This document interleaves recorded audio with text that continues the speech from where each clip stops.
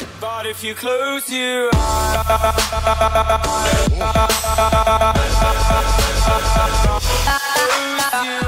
Bonjour à vous, chers Poké auditeurs. Vous êtes sur la radio Pokémon et aujourd'hui, je vous présente le second épisode de ma chronique, j'ai nommé le Pokéback. Pour en revenir au précédent épisode qui était spécialement tourné vers Halloween, celui-ci a pour thème les meilleurs stats du jeu. Vous aurez donc les traditionnelles 5 secondes portant sur la meilleure statistique dans tel domaine, un objet en rapport avec les stats, etc. Ce n'était pas très clair dans le dernier épisode, donc je rappelle, à la fin du quiz, quand vous aurez eu la réponse aux 5 questions, un sondage YouTube apparaîtra en haut à droite de votre écran. Merci de le remplir afin que je sache votre score, car je sais qu'il y a des génies parmi nous. PS, un des chroniqueurs de la radio Pokémon, ayant un surnom commençant par X et finissant par Veltal, est vraiment très nul au Pokéback. Merci d'aller vous moquer de lui si vous l'avez reconnu. Mais pourquoi c'est toujours moi la victime? Y en a marre. Je vous propose de commencer tout de suite. Attention, la dernière question n'est l'une des plus incroyables de tous les temps. Quand vous aurez pris connaissance de la réponse, notez-la et partagez-la sur Twitter, à vos amis, sur Facebook, etc. Ils n'en reviendront pas et vous aurez l'air à leurs yeux ébahis d'un génie d'un autre temps. Trêve de mondanité, comme dirait un ami à moi aux yeux bridés qui vient de commencer sur YouTube et qui a l'air d'avoir quelques abonnés. Commençons intro.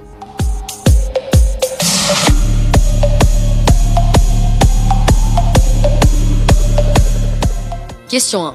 Lequel de ces Pokémon a la base stat? L'addition de ses stats d'attaque, de défense, d'attaque spéciale, de défense spéciale, de vitesse et de PV, plus quelques calculs très bizarres en soi. La plus basse. A. Magikarp. B. Azuril. C. Tournegrain ou D. Lépidonille. Vous avez 5 secondes.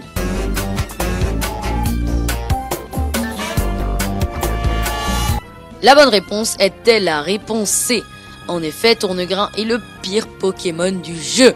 Mais puisque je suis un vilain garçon, je vais faire ma pub au KLM en pleine chronique. En effet, j'ai créé toute une vidéo sur les pires Pokémon du jeu. Le lien sera en description et 10 minutes de vidéo valent mieux que quelques petites secondes à l'arrache ici. Au moins, vous savez que Magikarp est pas si nul qu'il y paraît. Eh mais Artix, tu dis n'importe quoi. De toute façon, Magikarp, il apprend que Trempette et charge et... C'est bon? Vous êtes allé regarder ma vidéo? Alors je passe à la deuxième question. Question 2. Quel est le Pokémon le plus lent? Attention, ils sont 2 à avoir ce record, mais seulement l'un des deux sera dans les 4 choix. A. Toudoudou. B.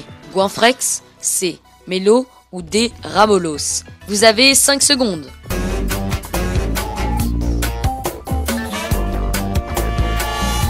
La bonne réponse était la réponse B.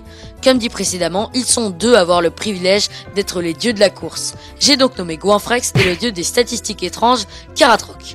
En effet, ces fantastiques Pokémon peuvent se vanter d'avoir 5 en vitesse. En comparaison, Deoxys soit en vitesse, le roi de cette statistique, a 180 dans cette stat, au niveau 50. 175 de différence au même niveau, c'est énorme. Voilà, vous connaissez maintenant les fils cachés de Usain Bolt dans le monde de Pokémon. Passons à la troisième question. Alors les génies, vous en êtes où? Question 3. Laquelle de ces versions a le Pokédex régional avec le plus de Pokémon? S. A. La première génération. B. La 6e génération. C. La 3e génération. Ou D. La 5e génération.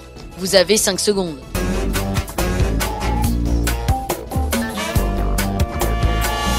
Pour diversifier la façon dont j'annonce mes réponses, je vais le dire d'une autre façon. Dans ces 4 choix, la génération qui ne peut pas monter sur le podium est bien évidemment la 6e génération avec seulement, si je peux m'exprimer ainsi, 71 nouveaux Pokémon. La génération sur la 3e marche du podium et la 3e génération avec pour le coup considérablement plus de Pokémon puisqu'elle en compte 134. La différence est énorme. La déçue de cette histoire, qui échoue à la 2e place du podium, peut s'en vouloir car elle n'a que 4 Pokémon de moins que la gagnante. Il s'agit de la première génération, avec ses fameux 151 Pokémon qui plus récemment ont été cherchés aux 4 coins du monde avec l'application pour smartphone Pokémon Go.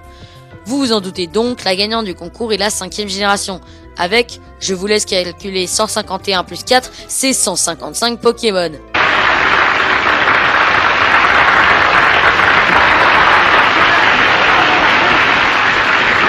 Eh oui, à noter que les 2 exclus de ce top ne sont pas forcément déçus de ne pas y figurer, puisque la 4e génération, ma favorite de loin. On s'en bat les couilles, on s'en bat les couilles, on s'en bat les couilles.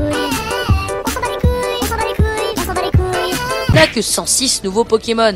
Et ne parlons pas de la deuxième génération avec ses minuscules 99 nouveaux Pokémon. L'ordre est donc 1. La 5e génération, 2. La première génération, 3. La 3e génération, 4. La 4e génération, 5. La 2e génération et 6. La 6e génération. Ouh, beaucoup de chiffres, mais bon, ça valait le coup. Passons tout de suite à l'avant-dernière question. Question 4. À quoi sert le fameux virus dont tout le monde a déjà entendu parler dans Pokémon, le Pokérus? A.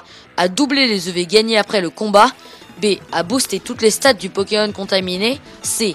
À doubler l'expérience gagnée par le Pokémon à chaque kill. D. À rien, seulement à rendre le Pokémon contaminé très rare. Vous avez 5 secondes.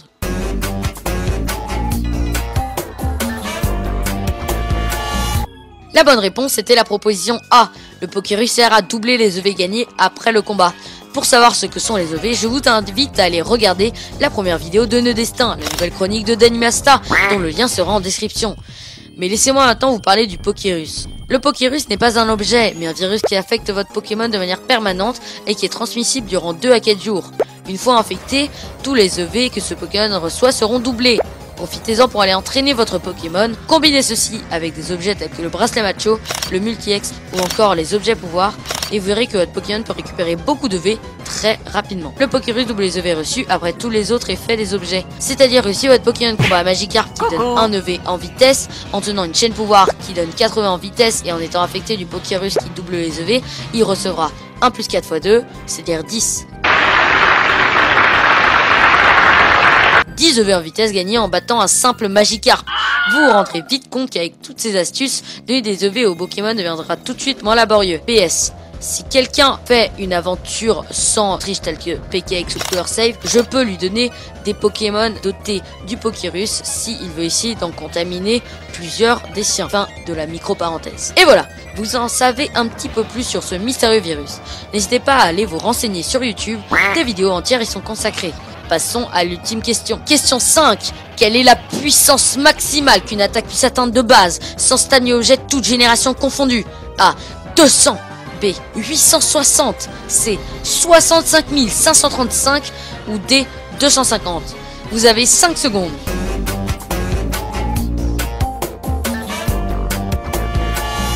Pour répondre à cette ultime question, j'invoque la musique légendaire. L'attaque la plus puissante du jeu est l'attaque riposte durant la 2e génération, puisqu'elle peut atteindre la puissance exceptionnelle de 65 535. Waouh! Suit l'attaque force ajoutée qui peut atteindre les 860 de puissance, et sur 3ème marche, l'attaque suicidaire explosion qui atteint les 250 de puissance, suivi de près par destruction à 200, et enfin l'attaque signature de Victini à 180 de puissance. Ouh! Je vous avais bien dit que ce serait épique. Parlons de ce record. Dans la 2e génération, si Guillotine échoue, la scie peut alors afficher 65 535 dégâts avec l'attaque riposte. Force ajoutée à une base de dégâts de 20, aucune augmentation, mais les 10 dégâts augmentent en fonction de l'augmentation des statistiques du lanceur. 20 dégâts de base sont ajoutés par niveau de statistiques augmentées. La puissance ne peut pas diminuer, même si les statistiques du lanceur sont baissées avec des capacités telles que intimidation, et peut atteindre un maximum de 860, en montant de 20 points par augmentation. En stratégie, certaines équipes relativement minoritaires se sont développées sur la base du relais et de force ajoutée. Leur principe est simple. Elles possèdent 5 bâtons passeurs, pouvant tous monter une ou 2 statistiques à fond, et relèvent finalement un Mentali qui décime l'équipe adverse via l'attaque d'une puissance de 1290 via le stab.